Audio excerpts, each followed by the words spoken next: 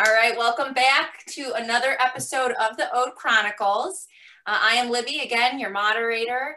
And the Ode Chronicles was created to highlight members of our Ode to Laz family and learn about these amazing athletes and volunteers too. So for those of you watching for the first time, which I hope this isn't your first time, but Ode to Laz is Michigan's own backyard style ultra marathon. It's a 4.167 mile loop, and you do it every hour on the hour until only one person remains. So the last man or woman standing is graced with a golden ticket, which you see behind me, and gets you a chance to run with the big dogs at Big's Backyard. That one is hosted by Lazarus Lake. So if you guys know that, that is quite the famous run worldwide. And this event gives you a chance to participate in that. So tonight I am joined by two runners whom I lovingly refer to as our bookends. And we have Martha Childs and Mackenzie Bucky with us tonight. So welcome, you two, and thanks for joining me. Yeah, no problem. It's great to be here. Well, we appreciate it. We appreciate you taking your time to sit with me tonight. So why do I call you guys the bookends? We all know that age is just a number, and age has always been a factor in the running world. So many events we sign up for break down their participants into different groups, and these are based on age, they're based on sex, they can even be based on weight, and they offer prizes accordingly. So the age and sex, I'm going to call it segregation because that's really what it is, ultimately results in us runners comparing our performance to other runners within our group. And we had a big study that was actually published in 2020 of last year. And it was one of the largest studies ever done in the ultra running community. So they looked at running over a 23-year period. So they looked at a long span of time. And they found that according to age, the average age of their runners was about 42 years old, which I found very interesting. And they also found that about only 10% of ultra runners are less than 30 years old or greater than 60 years old. And 1% of those people are younger than 20 years old. So we have quite an age discrepancy in the ultra running community when it comes to those bookend ages. So I know it's kind of socially awkward to ask age, but I'd like you guys to share your age with me. I just turned 18 in May, and I actually just graduated from high school. Oh man, congratulations! Okay. That's exciting. I'm 66. Okay. And Martha, you competed in our Ode to Laz Golden Ticket event in 2019. So you were 64 at that time. No, last year, 2020. Oh, you competed 2020. Okay, so you're 65 at the time when you ran. Yeah. And yes. then Mackenzie, you also ran in 2020. Mm-hmm. Okay. So yeah, I did the winter one. You did the winter one. That's right. Okay. So were you 17 yet? I was 17, yeah. I turned 18 in May, so yeah. Okay, so you were 17 then. Okay. And you know, Mackenzie, you're our youngest runner to date. Martha, I don't believe you're our oldest or most seasoned runner, but you're very close. And do you guys think, first and foremost, do you guys think that age has any determination on how someone will perform in backyard style events like ours? I think it definitely does. I know when I did my race, I was like largely unprepared. Like I kind of just winged it. Like I went into it and I was like, I run quite a bit. I can probably do this. It looks fun, so I'll try it. Okay. And when I did the laps, I was like, first one easy, second one easy. Well, first one I got lost, so it's kind of hard to do, but it was also kind of easy because it was your first lap. And the first three seemed really easy to me. And then I got the fourth one. I'm like, this game kind of hard. Fifth one. And they're like, are you eating enough? I'm like, I ate like 3 energy bars. Like, that's about it. And they're like, you have to eat a lot more. So I did not know about like nutrition. Andrew and Tad were giving me a lot of pointers, which definitely helped a lot. And I didn't know much about like what gear I'd have to have. You guys always like talk about crew. My crew is kind of like my parents. I didn't really have anybody else to like help me. So it was really nice just to like do my first ultra and kind of see like the community and like see everybody helping me out because that really helped a ton. Yeah, that's awesome. And Martha, how about you? You had volunteered for our races. Did you go into your lap as would you say that you knew what you were in for, or was it a surprise? Oh yeah, I've run like I said 4 other ultras. I run Woodstock. I ran 67 miles the one at the one. So I always look at an ultra as a really nice long picnic. Okay. Because there's aid stations every so, and so that's the way I look at it, and that keeps me happy. Yeah. But yeah. So, did you have, I know you said that you were volunteering primarily last year and you went out for a lap. Do you think that you're going to come out and do more than one lap again? I know you said your back, your back is healing from an injury recently, but is it your plan to come out with us and do at least one more lap? Yes. Okay. I'd like to do what I did last year where I volunteered, I did the registration, and then I'll do hopefully a couple laps, at least a couple. Awesome. That's awesome. So, and I guess we should have started with this, but, Martha, you mentioned that you have run some ultras before. So tell me a little bit, about what you've done in your running career and, how long have you been running and what made you come to the Ode? How long do you have? Okay, you gotta give me a quick synopsis. I started over 20 years ago, and I started with triathlon. I started swimming, and then I started doing triathlon. I did Ironman in 2000, my first Ironman, and so that's ultra right there. And then I got more into running. And I did Boston Marathon a couple times. So I've been, I was doing the marathon distance. Okay. But then I got the bug for going beyond. Yeah. So Mackenzie, do you feel like you've caught that bug? Yeah, I do. And like, it's so frustrating because I can't like run that much. Because I'm actually going to the Coast Guard Academy. Yeah, I see that. Yeah, so I don't want to get injured. That's the thing. So a lot of low impact stuff I've been doing. Yeah.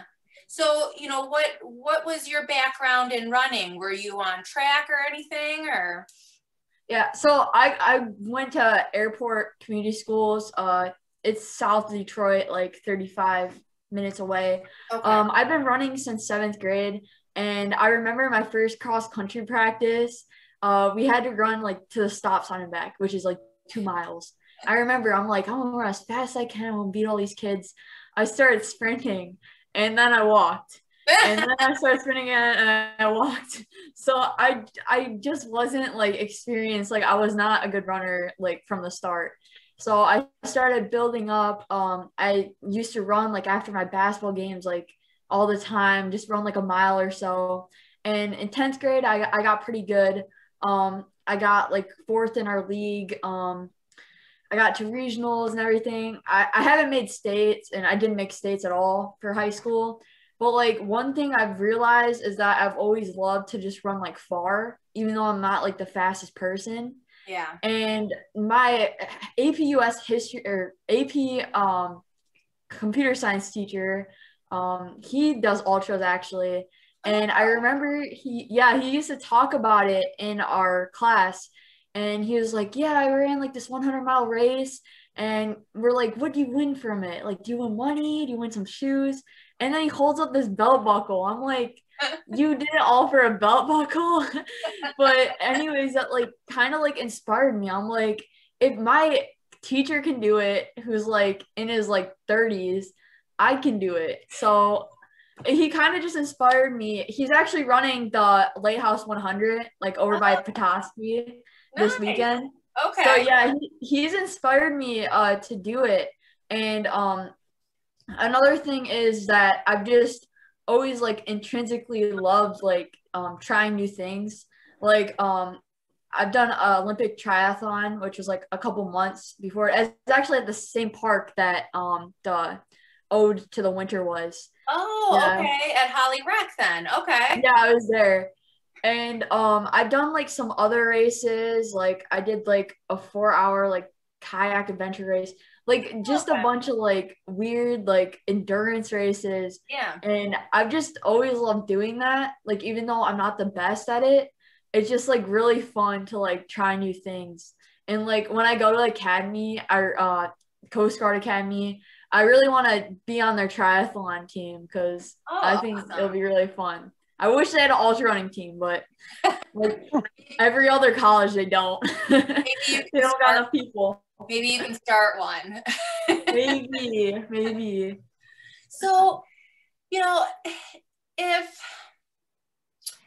when both of you guys, you know, came to our event, was it I mean, Martha, you said you kind of knew what to expect already, but as, you know, for the course in general, did you have expectations for our course? Were they, you know, what you were expecting, or was it more challenging or easier than you thought it would be? It was challenging, definitely. I mean, I'd say it was one of the more challenging courses as far as ultras are concerned. That's why I felt like, yeah, I can only do one loop on an hour. Okay, yeah. Yeah, but I mean, I know from doing ultras that it's challenging. That's the point. Yeah. Mackenzie, what about you? Did you have any idea what the course was going to be like? I did have a gist of it. Over here where I live, we don't have like any hills. Like me and my friends joke around that the only hill we really have is the Vidox, like the one that goes over the highway. We just run that back and forth. But I've been up to Holly for that triathlon. But before that, for cross country, we did this Holly Invite. I'm not exactly sure if that's what it's called, but we did that every year, and that was honestly one of my favorite races because like I just got to experience the hills and everything. Yeah. And they didn't have it this year or last year, I guess, which was another reason what inspired me to do that race in Holly. So I knew there was going to be a lot of hills. But the biggest thing was definitely like the mud. Like the mud was like, I almost fell a bunch of times. Yes. It was a definitely challenging course, but I really appreciated the challenge. Yeah. Yeah. And you ran on Sunday for our the winter event, right? Yeah. So I ran it on Saturday, and it was like mud on one side of the lake when we first start. And then it was just packed like a ice luge on the other side. So it was really like you're both extremes, and it was tough. So the winter, for anybody who hasn't done the winter event, it is tough. And I would say it's tougher than the summer event. So are you guys coming to this summer's in July? Or are you gonna be in school already? Yeah, I leave on the 26th of June, so I really wish I could. I was telling him, I was like, I really wish, but maybe in future years, I'll really try. Martha, how about you? Are you coming? Oh yeah, I plan to come. Okay. Yes. So yeah, I mean, Mackenzie, if you do end up coming back to run our summer run, I think you'll find the course is actually easier than it is in the winter. Unless it rains real hard, it can be muddy, but you know, typically the dirt dries out pretty good, except for in a couple little spots. But it's a faster course in the summer, I feel like, than it is in the winter. So had you guys spoken to anybody before you came to the event, gotten any tips about Holly or about, you know, backyard style, since this was both your first, you know, backyard style races? How did you prepare? I watched a lot of YouTube that had like a bunch of like documentaries about it. And that's like another one of the things that like kind of like inspired me to keep pushing. Like seeing like the diverse amount of people, like just from like this podcast, you can tell like there's a bunch of different people that do ultras. Yeah. It's like so fun to see everybody. And I think it's just a race atmosphere that like motivates me. And once I see that like actually like play out, like it's really motivating and just like gets me through the race. Yeah. How about you, Martha? Well, I had no clue. I had a friend that said, "Oh, Tad needs help with the, volunteer help." Yeah. And I thought, okay, well, I'm not racing this weekend, so what the heck? I'll go and volunteer. And I love the whole idea. I love the whole idea. That was, but you know, I mean, like I said, I've done ultras, I've done Ironman, so I'm okay with the challenge. Yeah. It was time for something different, right?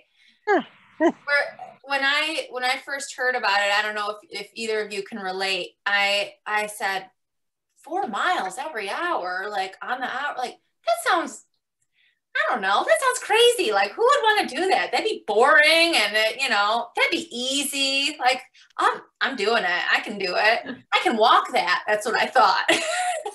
You can't. Yeah. It's not easy. It proved me wrong. So, so, you know, Mackenzie, this is a question for you. So back in 2013, I found a study that had come out that looked at exercise behaviors of ultra runners, so training behaviors. And one of the findings of that study showed that there was very little to no difference between ages of runners and how many miles they would train per week, which I thought was really interesting. So as our youngest runner, I'm curious to what your weekly mileage was like prior to you coming to our event. Did you traditionally train, or like you said earlier, was it just like a spur of the moment, like, I run, I'm gonna go run it? Yeah, so I did like build up a bit like before it. I definitely didn't run super far like that most people say they run. Like my furthest run was probably like 13.1 miles, like just a traditional half marathon. Okay. I think I was around like 40-ish miles per week. I do a lot of like cross training though. Like I like biking and swimming, which is obviously why I wanted to triathlon in college, but it helps like doing those other exercises just to like, get my body ready for it. And when I did that race, I was actually working a lot too. So I was on my feet a lot, like all day. And I think that really helped as well. Definitely. Okay. Yeah, that's pretty good for a high schooler to be able to put in 40 miles a week almost. I mean, you guys are busy. So yeah, I mean, you're probably busier than the average working person, Yeah. So, to be fair, half my classes were online, so well, true that. Okay, all right. You got lucky last year, right? Yeah. Martha, how about you? What does your training look like when you're getting ready for, longer distance runs? Well, I learned something back when I was just doing marathons. When I was training for Boston, I did that Hanson's training plan, and they say never go more than 16 miles in any given run, because anything over 16 miles only breaks down your body. It might be a psychological tool, but I never, since then, I've never done in training, I've never done more than a 16-mile run. I might do 16 in the morning, go and work landscaping, and then maybe do an 8-mile run at night. Oh, okay. But generally, I will look at the race, and if it's a 50-mile race, well, then I'll try and run 50 miles that week. But it is, in ultra running, it is time on your feet too. And I've learned that, you know, even my landscaping that I do, that I'm on my feet. So that counts towards, you know, building up for these races. Yeah. So. And I would imagine, you know, as a landscaper, that you are pretty well acclimated to the heat. You live in Michigan, right? Oh my gosh, I wish I could be. I mean, I suppose but man, I worked 6 hours out in that heat today, and it's like, I don't want to run tonight. Yeah, I hear ya. I hear ya. And, you know, our course can be a hot one, and in the middle of July, you know, it could be real hot. So, and that's what they say. They say you got to train in the heat, because you may race in the heat. So. Right. Yeah. I mean, Mackenzie was lucky enough. It was like, what, 40 degrees that day, or 30 something. I think it snowed on you guys when you did the winter run on Sunday.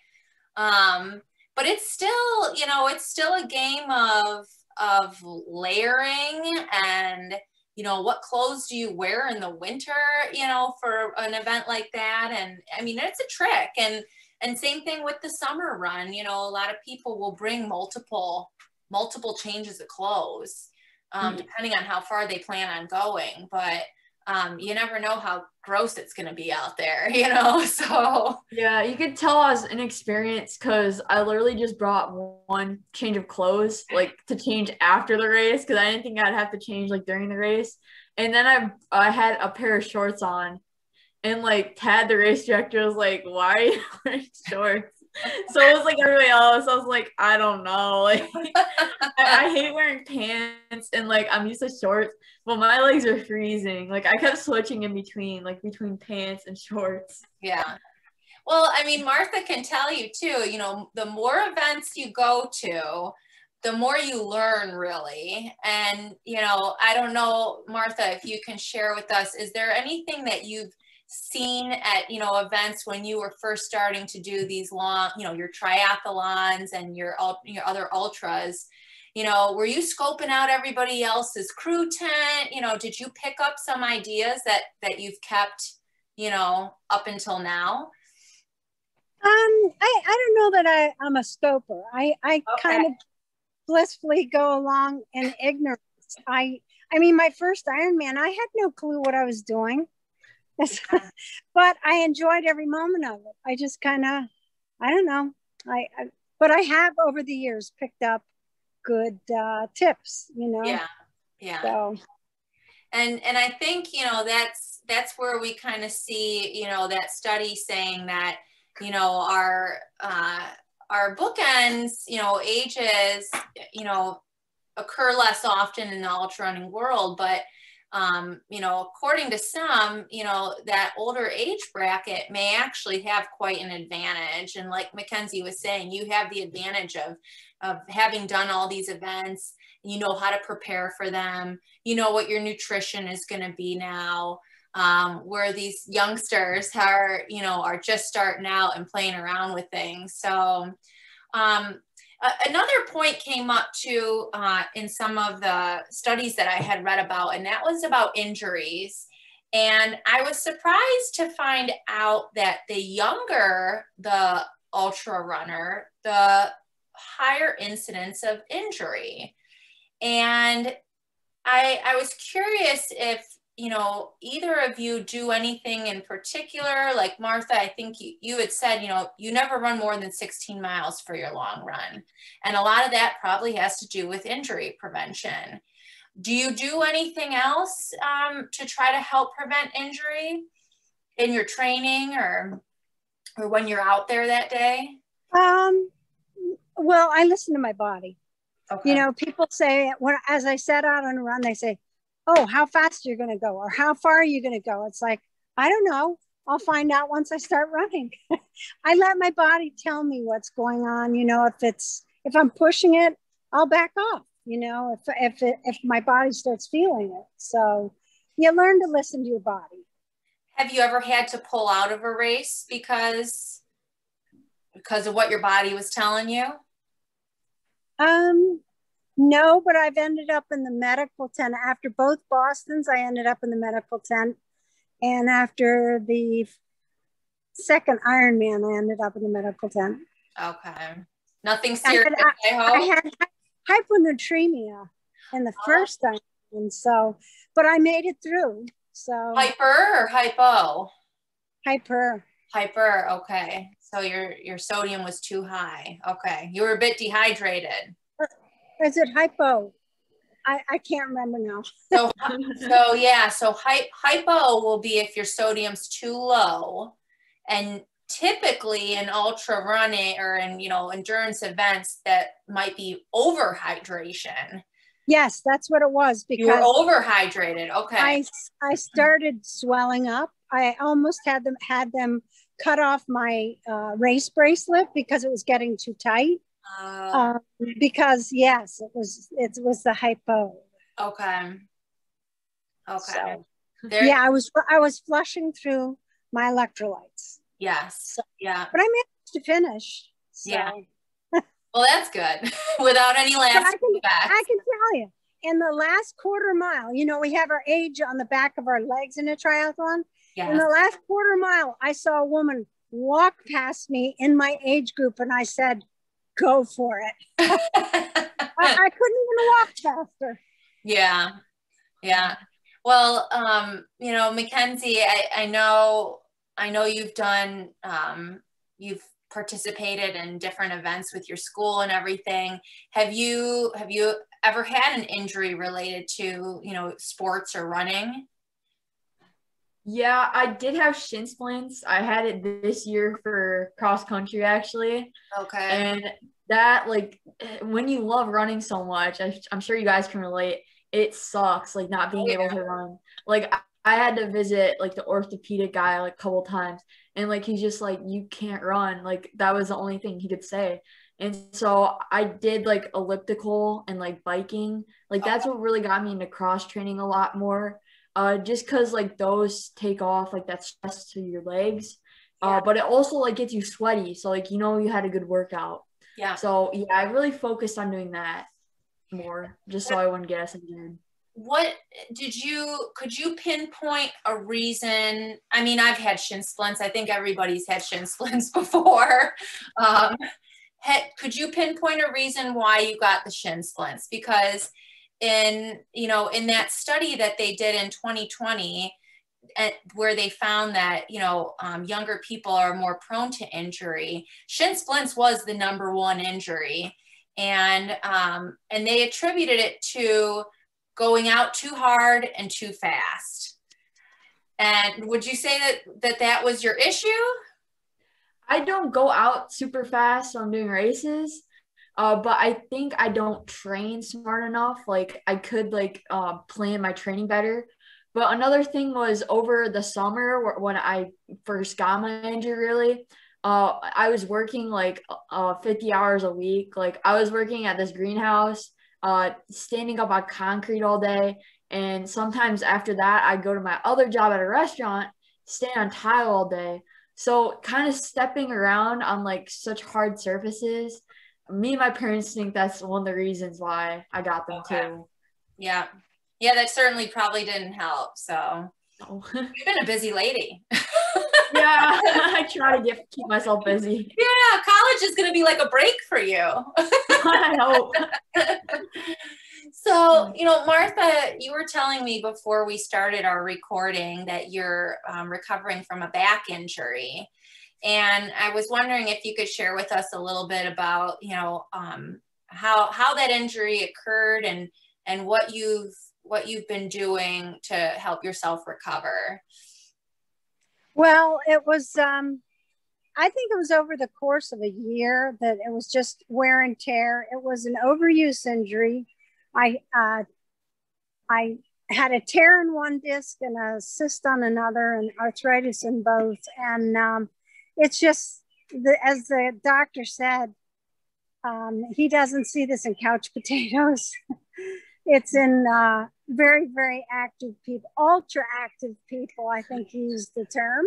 Okay. And it was just a combination of things that, yeah, I think the thing that really broke the straw that broke the camel's back was I was in Alaska taking care of my grandsons and lifting a three-year-old in and out of a car seat. And I think that's what kindly put me over the edge. Okay. Yeah. Yeah, it's lifting. Lifting is not good. Yeah. Well, luckily you don't have to. The only thing you need to lift is your legs when you're running. Yeah. Right. And the funny thing is, I told the doctor, I said, okay, this is really weird because it hurts. Oh, this was like after the winter, you know, I was getting into spring. It was still bothering me. And I said, this is the strangest thing. It doesn't bother me to run, but it hurts me to do the landscaping or vacuuming or anything. And he says, it's because running, you're straight. He says it's the twisting and turning and leaning over that's hurting your back. Okay. So, gotcha. it wasn't the running. Yeah. Have you started to get back into running yet?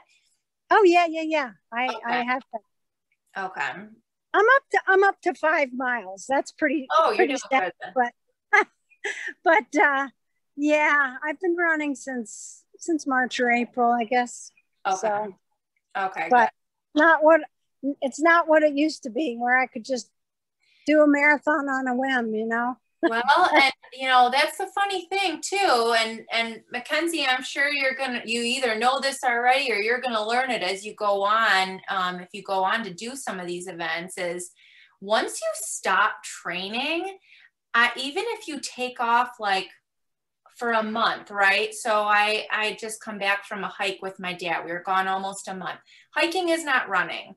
Hiking is not even slow running. It's totally different. And I found that I felt completely out of shape again when I started putting my miles back up into running. And I had to almost start, I wouldn't say square one, but I had to start way lower than what I had left off at.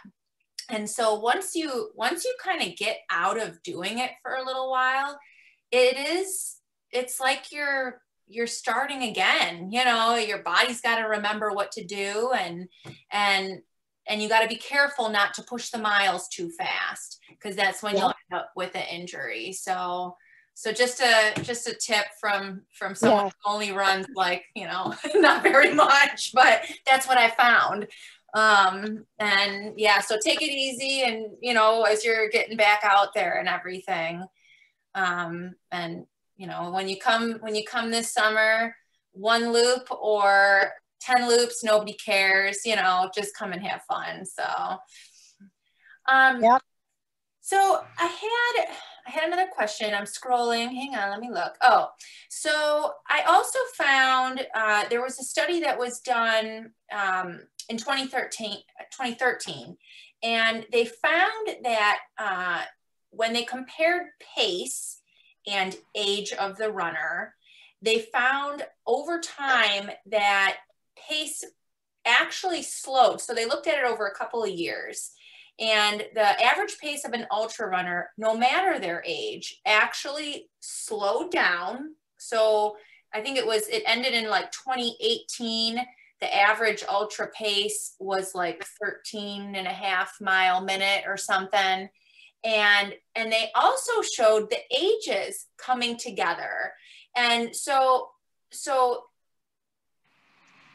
no matter if it's a 20-year-old or a 60-year-old, we tend to run the same pace in these events. And I was curious, when you guys, you know, ran your event, were you keeping pace with most everybody else, or did you find that there was a discrepancy between who you thought was older or younger than you?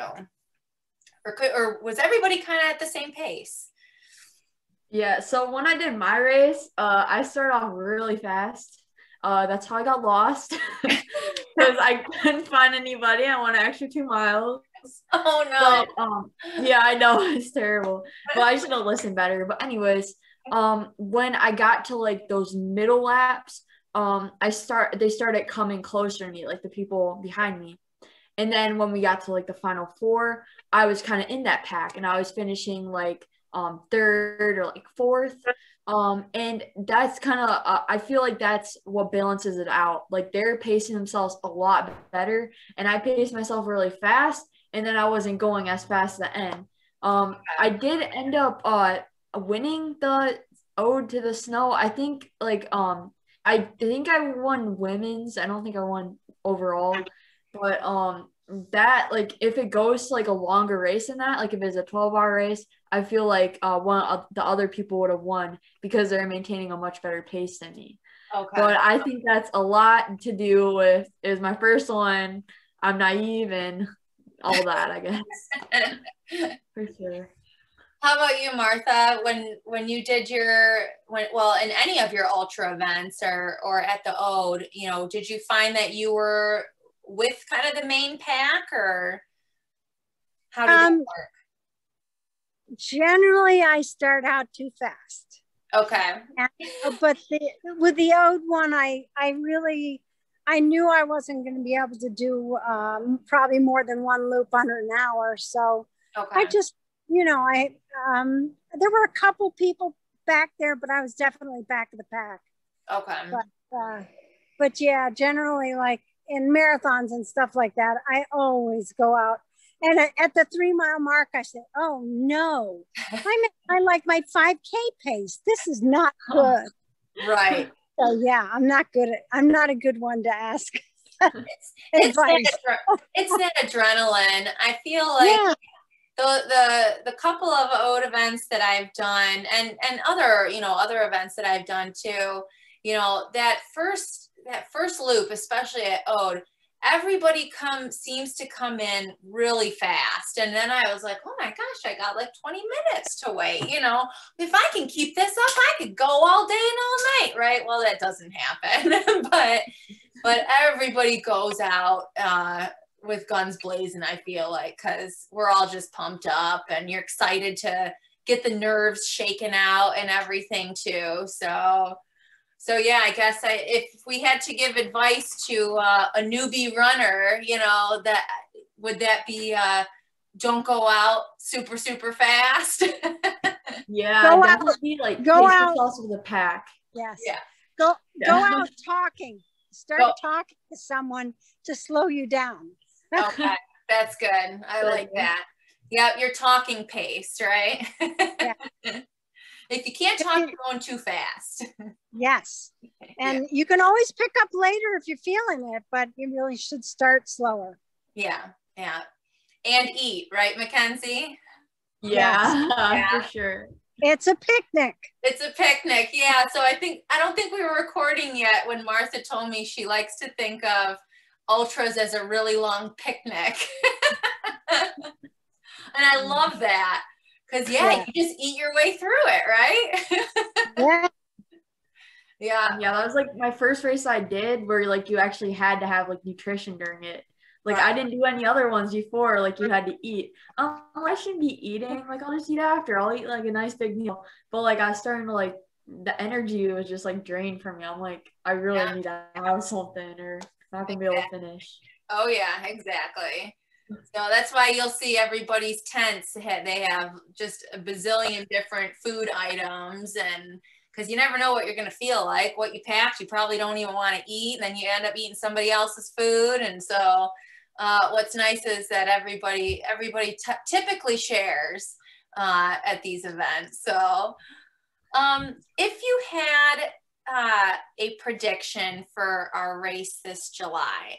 So last year for our golden ticket race, Sarah, I believe, topped it at 28 laps. And that was our record at Ode to Laz.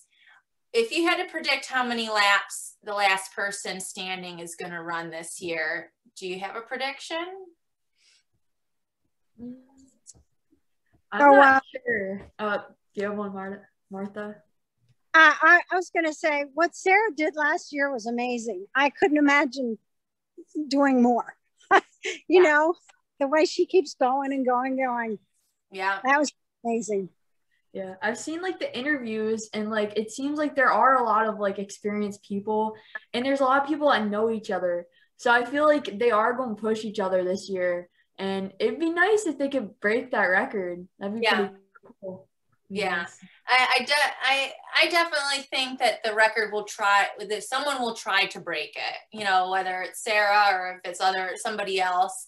But I could see that record getting broken, even if it's just by one extra lap, you know, you never know. So there's been some amazing backyard events happening the last couple of weeks that have really smashed some big records. So, you know, maybe some of our runners are going to feel real inspired to get those laps in. So, well, that's the nature of a record. Right. It's there to be broken. Yeah, that's right. Absolutely. It's a motivator, right? And, you know, so speaking of records, you know, I just want to point out, you know, as we're talking, you know, about age and about our performances, this event, a last man standing event, is so much different, I feel like, than your typical marathon, half marathon, even some of the triathlon events. You know, our race is really designed, yeah, it's a last man standing race, but it's really designed for each person individually to set a goal and achieve that goal. And you're really racing against your own, you know, yourself.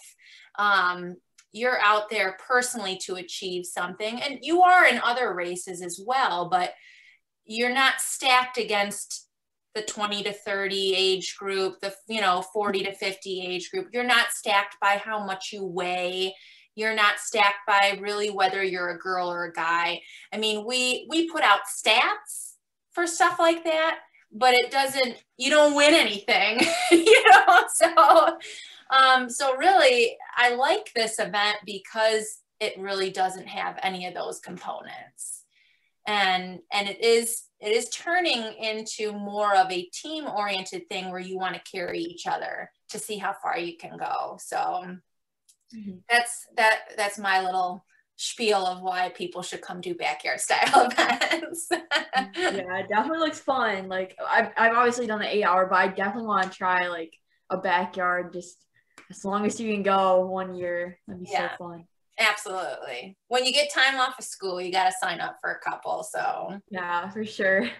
So I think we are at our time limit. I probably went over, but I told you guys I was going to try to stick to it. So I appreciate you taking the time to hang out with me tonight and give your input about, you know, all things running, and that, you know, I think we've proved that age really is not a factor in whether you can do these kind of events. You know, the young can do it. You got to be careful not to be too, you know, crazy when you first go out though. And the older folks can do it too. So I certainly hope that I am still running well into my 70s. I hope. Fingers crossed. And if I can't, I'll just... Why in your 70s? Right, I know. Well, I figured, you know, that's like a realistic, I don't know. By